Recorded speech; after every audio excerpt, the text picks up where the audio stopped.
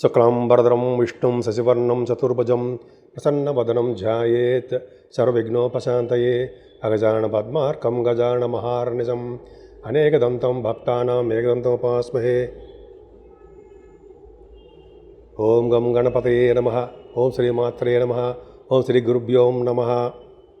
మా ఆది ఆశ్రమం చూస్తున్నటువంటి మీ అందరికీ పేరు పేరున నా హృదయపూర్వక నమస్కారాలు.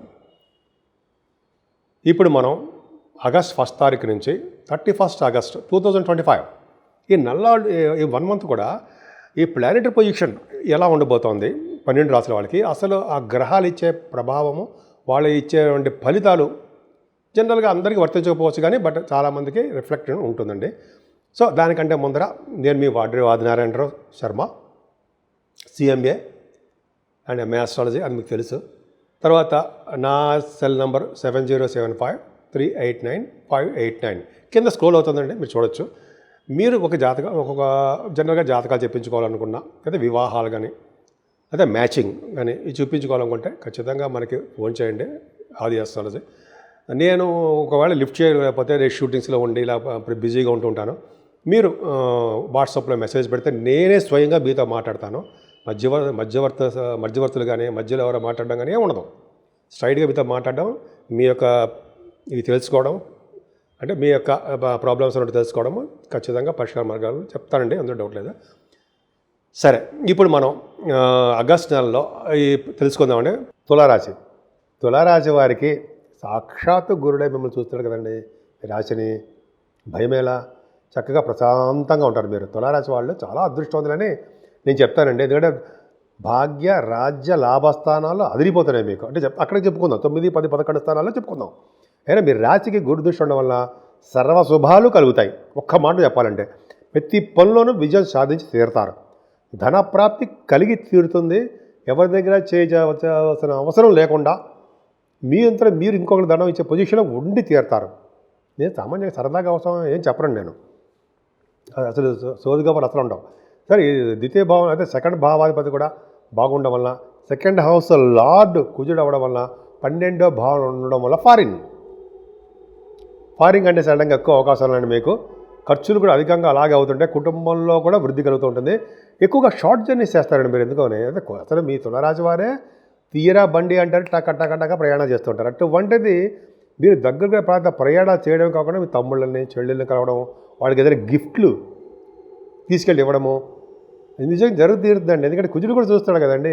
కొంతమందికి అయితే వాళ్ళ చెల్లెళ్ళకి వాళ్ళకి భూములు రాసి ఇవ్వడము, లేకపోతే కొంతమందికి ఏమో వాహనాలు కొని ఇవ్వడము, అలాగా బంగారాభరణాలు ఇవ్వడము, ఇలాగా బంగారాభరణాలు ఇలా జరుగుతుండే. అంటే నేను చెప్పేవన్నీ కూడా కొంతమందికి జరుగుతుండే అది.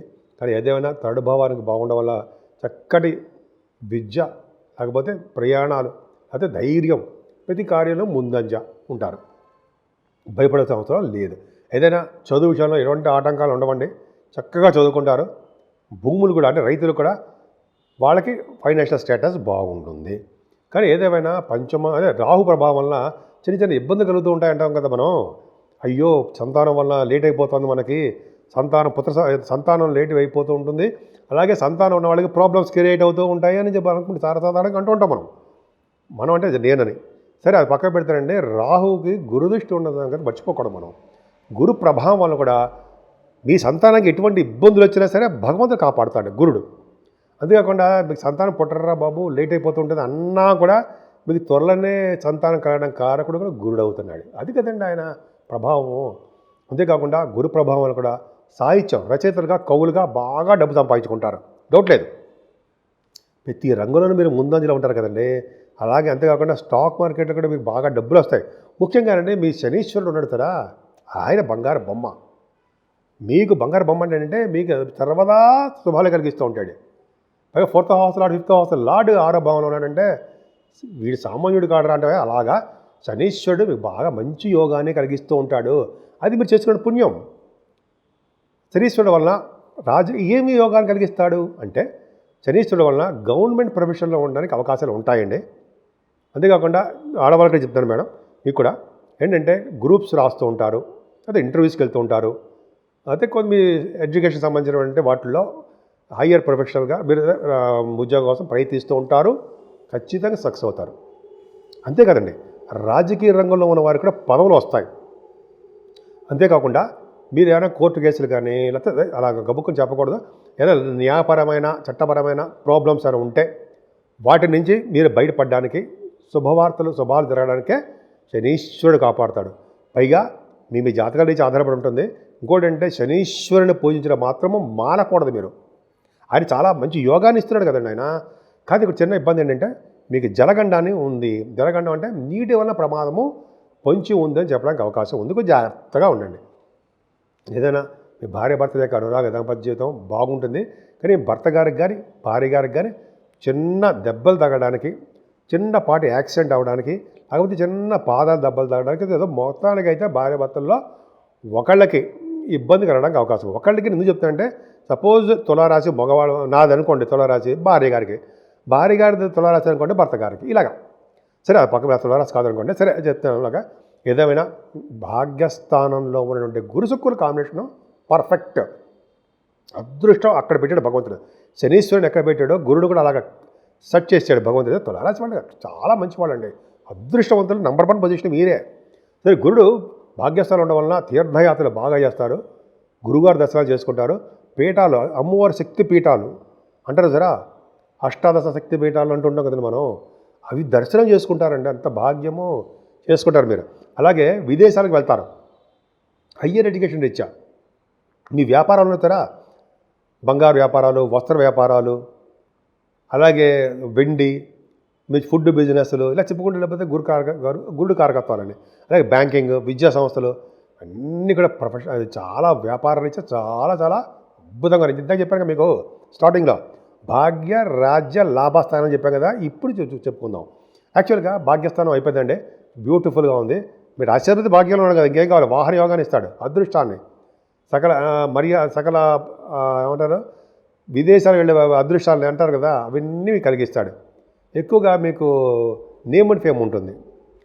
అంతేకాకుండా రవి బుధులు దశమంలో ఉన్నారు. ఇది ఒక్కటి చాలా ప్రతిదీ ఎంత బాగుందండి. దశమంలో రవి బుధులు ఉన్నారంటే గవర్నమెంట్ ప్రొఫెషన్లో ఉంటారు.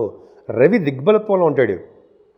కర్కాటక రాశిలో పైగా ఉన్నాడంటే డాక్టర్స్ ప్రొఫెషన్ కదా, ఇది 10th హౌస్ అంటే ప్రొఫెషన్, డాక్టర్స్కి సంబంధించిన ఒక రాశి ఇది. కాబట్టి డాక్టర్స్కి ఎంబీబీఎస్ ఎండి ఉంటారు సరే, వాళ్ళకి చాలా బ్రహ్మాండమైన కాలం. అంటే వాళ్ళకి ప్రమోషన్స్ రావడము, జీతాలు పెరగడము, లేకపోతే మంచి మంచి ఎలివేట్ అవ్వడము, విదేశాలకు వెళ్ళడము, ఇవన్నీ డాక్టర్స్ జరగబోతున్నాయి. అలాగే ప్రొఫెషనల్గా కాస్ట్ అకౌంటెంట్స్, చార్ట్ అకౌంటెంట్స్ ప్రొఫెషనల్గా, అంటే ఆడిటర్స్, ఫైనాన్స్ అండ్ అకౌంట్స్ వాళ్ళకి కర్కాటక రాశిలో దశమస్థానం బ్రహ్మాండంగా ఉంది కదండి. అంతేకాకుండా సాఫ్ట్వేర్ వీళ్ళకి, గవర్నమెంట్ ప్రొఫెషన్ ఉన్న వాళ్ళకి, అంతేకాకుండా మీ రాజకీయ రంగంలో పదవులు, ఇవన్నీ ఎంత బాగుందండి. రవి 11వ భావంలో 17వ తారీఖు చూస్తాడు. కరెక్టా కాదండి, ఎందుకంటే శరతత్వ రాశిలో 11వ భావాధిపతి రవి మీకు బాధకుడు అవుతాడు. అవునా? అవును. కాకపోతే ఏంటంటే బాధకుడు అయ్యాడు కాబట్టి రవి 11వ భావంలో 17వ తారీఖు నుంచి చాలా ఇబ్బంది పెడుతూ ఉంటాడు మిమ్మల్ని. కానీ అక్కడ భగవంతుడు ఏం చేశాడు, మీకు కేతును కూడా పెట్టాడు. వలన రవి వలన వచ్చే దోషాలు చాలా వాటికి పరిహారం అవుతూ పరిహారం చేసేస్తూ ఆయన శుభ ఫలితాలు ఇవ్వడానికి అవకాశం ఉంటుంది. శుభ ఫలితాలు అంటే ఏంటి? చక్కగా విదేశీ పర్యటన చేయడము. అయితే రవి 12వ భావంలో ఉంటే హాస్పిటలైజేషన్ అవుతారు. కానీ కేతు ప్రభావం ఉండడం వల్ల కూడా దైవ దర్శనాలు చేసుకోవడము, విదేశ పర్యటన చేయడము, బాగా డబ్బు ఖర్చు పెట్టి దైవ దర్శనాలు చేసుకోవడము, తీర్థయాత్రలు చేయడము, అలాగే మీరు బాగా మంచి మంచి వాడికి ఖర్చు పెడతారు. చూడండి, తులారాశి వాడికి ఎక్కడైనా ఆగుతున్నాము మనం, చెప్పుకుంటూ వెళ్ళిపోతున్నాం. కానీ 12వ భావంలో నుండి కుజుడు నడుతారా, ఎంత బాగుంది మీ జాతకం. కుజుడు అంత దెబ్బతీస్తాడు. ఏంటంటే 12వ భావంలో కుజుడికి శని దృష్టి ఉండడం వల్ల యాక్సిడెంట్స్ అవుతాయి. నీటి వల్ల కానీ, అగ్ని వల్ల కానీ, లేకపోతే రోడ్డు మీద కానీ ప్రమాదాలు జరగడానికి అవకాశాలు ఉన్నాయి. నేను మిమ్మల్ని భయపెడతాడు కాదండి, మిమ్మల్ని యాక్టివేట్ చేస్తున్నాం అనమాట. మిమ్మల్ని జాగ్రత్త పడేటి చేస్తున్నాం అన్నమాట. నేను చేయడం వల్ల ఏమవుతుంది, మీరు ఆ ప్రమాదాల నుంచి తప్పించుకోవచ్చు. ఓం రామేష్టాయ నమః, ఓం రామేష్టాయ నమః, ఓం రామేష్టాయ నమః, మా గురుగారు చెప్పిన మంత్రం ఇది. చేయడం వలన ప్రయాణాల్లో ఎటువంటి ఆటంకాలు కలగకుండా, ఎటువంటి దెబ్బలు తగలకుండా భగవంతుడి దయ వలన సురక్షితంగా ఇంటికి చేరుకుంటారు అని శాస్త్రం చెప్తోంది. కాబట్టి శనీశ్వరుణ్ణి, సుబ్రహ్మణ్యేశ్వర స్వామిని నిరంతరం పూజించడము. ఓం సం శరవణ భవాయ నమః, ఓం సం శరవణ భవాయ నమః, ఓం సం శరవణ భవాయ నమః అనే మంత్రాన్ని కూడా మూలమంత్రం జపించడం వల్ల కూడా కుజుడు మనకి చెడు ప్రభావం చేయడు, మనకంటే తులారాశి వాళ్ళకి. సో ఈ విధంగా మంచి శుభాలు జరగాలని మనస్ఫూర్తిగా కోరుకుంటున్నాం. ఇప్పుడు మనం రెమెడీస్ అని చేసుకుంటామండి. రెమెడీస్ చేసుకున్న మాత్రాన మొత్తం దోషాలు పోతాయని కాదు, ఎక్కడెక్కడ అలా ఉండదండి. కాకపోతే అంటే మనకు వచ్చేటువంటి దోషాలు కానీ లేకపోతే యాక్సిడెంట్స్ కానీ దగ్గరకు వచ్చి ఆగిపోతుంటాయన్నమాట. అవి మాత్రం జరగడానికి అంటే తగ్గుముఖం పడడానికి అవకాశం ఉంది. రెమెడీస్ అంటే అవే పూర్తిగా మనకి యాక్సిడెంట్ కాకుండా ఉండదు, చిన్న దెబ్బలు తగ్గడానికి అవకాశం ఉంది. రమణ మహర్షి గారు కూడా చెప్పారుగా. కాబట్టి మనం రెమెడీస్ ఏ చేస్తే బాగుంటుంది, మనం ఏ పూజలు చేసుకుంటే బాగుంటుంది అనేది ఇప్పుడు చెప్పబోతున్నామండి. ముఖ్యంగా మేషరాశి నుంచి మీనరాశి వారికి కూడా ఈ 12 రాశుల వారు కూడా ఈ ఆగస్టు నెలలో కూడా ఏమాత్రం బాగాలేదండి. ముఖ్యంగా శనీశ్వరుడు వలన, కుజుడు వలన చాలా రకాల దోషాలు ఉన్నాయి. ముఖ్యంగా చాలామందికి యాక్సిడెంట్లు జరగడము, బోన్స్ సంబంధించినటువంటి ఇబ్బందులు కలగడము, నీటి వలన ప్రమాదాలు జరగడము, అలాగే పాదాలకు సంబంధించినటువంటి ప్రాబ్లమ్స్ రావడము, వివాహాది వేడుకల్లో చిన్న చిన్న ప్రాబ్లమ్స్ రావడము, అలాగే ఈ సంవత్సరం ఆగస్టు నెల మొత్తం కూడా వర్షాలు బాగా కురవడము, కొన్ని సందర్భాలు ఉంటాయి. పిడుగులు పడడము, వర్షాలు పడడము, రైతులకు ఆటంకాలు కలగడము జరుగుతుంది. వీటన్నిటిని గురించి తప్పించుకోవడానికి ముఖ్యంగా చేయవలసింది ఏంటంటే అమ్మవారు, దుర్గమ్మవారిని పూజించే వారికి కానీ, దుర్గమ్మవారిని పూజించడం అంటే చండీ హోమాలు, అమ్మవారి పూజలు చేసుకోవడం వలన, అంతేకాకుండా సుబ్రహ్మణ్యేశ్వర స్వామి 12 రాశులు చెప్తున్నారండి అందరికీ. ఒక్కొక్క రాశి వారికి ఒక్కొక్క విధంగా ఏం ఉండదు. వాళ్ళ అంటే అందరూ బాగుంటుంది కాబట్టి చెడు ఫలితాలు ఇచ్చే వాళ్ళకే పూజ చేయాలి మనం. సుబ్రహ్మణ్యేశ్వర స్వామి నిరంతరం పూజించే వాళ్ళకి ఓం శం శనీశ్వరాయ నమః, శనీశ్వరుని ఓం శం శరవణ భవాయ నమః ఇలా పూజించడం వల్ల సుబ్రహ్మణ్యేశ్వర స్వామిని శాంతిస్తారు. ఆయన కళ్యాణాలు చేయించుకోవచ్చు.